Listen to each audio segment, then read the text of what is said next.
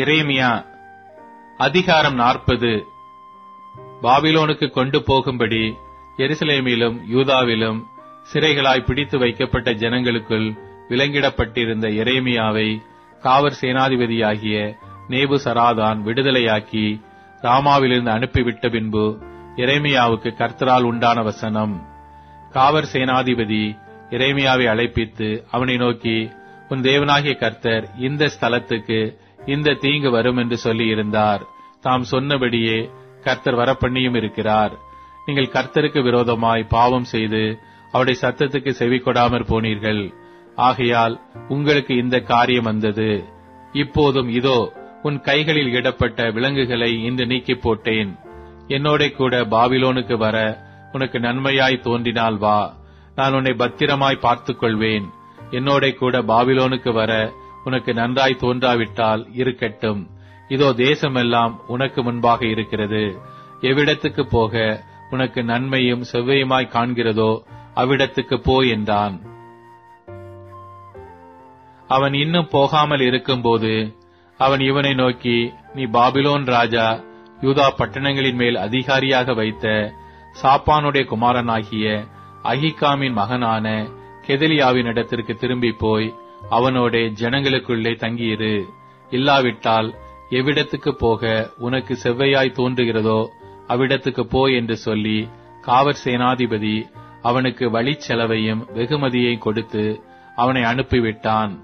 அப்படியே எரேமியா மிஸ்பாவுக்கு அகிகாமின் குமாரனாகிய கெதலியாவினிடத்தில் போய் தேசத்தில் மீதியான ஜனங்களுக்குள் அவனோட தங்கியிருந்தான். பாபிலோன் ராஜா அகிகாமின் குமாரனாகிய கெதலியாவை தேசத்தின் மேல் அதிகாரியாக்கினான் என்றும், பாபிலோனுக்கு சிறைகளாக கொண்டு போகப்பட்டிராத குடிகளில் ஏழைகளான புருஷரையும் ஸ்திரீகளையும் குழந்தைகளையும் அவனுடைய விசாரிப்புக்கு ஒப்புவித்தான் என்றும் வெளியில் இருக்கிற இராணுவ சேர்வைக்காரர் அனைவரும் அவருடைய மனுஷரும் கேட்டபோது அவர்கள் மிஸ்பாவுக்கு கெதலியாவினிடத்தில் வந்தார்கள். யாரெனில் நெத்தானியாவின் குமாரனாகிய இஸ்மவேலும் கரேயாவின் குமாரராகிய யோகனானும் யோனத்தானும் தன் கூமேத்தின் குமாரனாகிய செராயாவும் நெத்தோ பாத்தியனாகிய ஏப்பாயின் குமாரரும் மாகாத்தியனான ஒருவனுடைய குமாரனாகிய எசனியாவும் ஆகிய இவர்களும் இவர்களை சேர்ந்தவர்களுமே.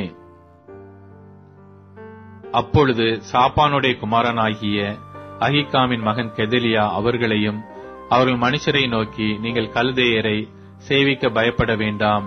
நீங்கள் தேசத்திலிருந்து பாபிலோன் ராஜாவை சேவியுங்கள். அப்பொழுது உங்களுக்கு நன்மையுண்டாகும். நானோவெனில் இதோ நம்மிடத்திலே வருகிற கல்தேயரிடத்தில் சேவிக்கும்படி மிஸ்பாவிலே குடியிருக்கிறேன். நீங்களோ போய் திராட்சை ரசத்தையும் பழங்களையும் எண்ணெயையும் சேர்த்து உங்கள் பாண்டங்களில் வைத்து உங்கள் வசமாயிருக்கிற ஊர்களில் குடியிருங்கள் என்று ஆணையிட்டு சொன்னான். மோவாபிலும் அம்மோன் புத்திரரிடத்திலும் ஏதோமிலும் சகல தேசங்களிலும் இருக்கிற யூதரும் பாபிலோன் ராஜா யூதாவில் சிலர் மீதியாயிருக்க கட்டளையிட்டான் என்றும், சாப்பானுடைய குமாரனாகிய அகிகாமின் மகனான கெதலியாவை அவர்கள் மேல் அதிகாரி ஆக்கினான் என்றும் கேட்டபோது எல்லா யூதரும் தாங்கள் துரத்துண்ட எல்லா இடங்களிலுமிருந்து யூதா தேசத்தில் கெதலியாவினிடத்தில் மிஸ்பாவுக்கு வந்து திராட்சை ரசத்தையும் பழங்களையும் மிகுதியாய் சேர்த்து வைத்தார்கள். அப்பொழுது கரேயாவின் குமாரனாகிய யோகனானும் வெளியிலே இருந்த சகல இராணுவ சேர்வைக்காரரும் மிஸ்பாவுக்கு கெதலியாவினிடத்தில் வந்து, உம்மை கொன்று போடும்படிக்கு அம்மோன் புத்திரரின் ராஜாவாகிய பாலிஸ் என்பவன் நெத்தானியாவின் குமாரனாகிய இஸ்மவேலை அனுப்பினான் என்பதை நீர் அறியவில்லையோ என்றார்கள். ஆனாலும் அகிகாமின் குமாரனாகிய கெதலியா அவர்கள் வார்த்தையை நம்பவில்லை. பின்னும் கரேயாவின் குமாரனாகிய யோகனான் மிஸ்பாவிலே கெதலியாவோடே ரகசியமாய் பேசி, நான் போய் ஒருவரும் அறியாமல் நெத்தானியாவின் குமாரனாகிய இஸ்மவேலை வெட்டி போட உத்தரவாக வேண்டும். உம்மிடத்தில் சேர்ந்த யூதர் எல்லாரும் சிதறண்டு போகவும் யூதாவில் மீந்தவர்கள் அழியவும் அவன் உம்மை கொன்று போட வேண்டியதென்ன என்றான். ஆனாலும் அகிகாமின் குமாரனாகிய கெதலியா கரேயாவின் குமாரனாகிய யோகனானை நோக்கி, நீ இந்த காரியத்தை செய்யாதே, இஸ்மவேலின் மேல் நீ பொய் சொல்லுகிறாய் என்றான்.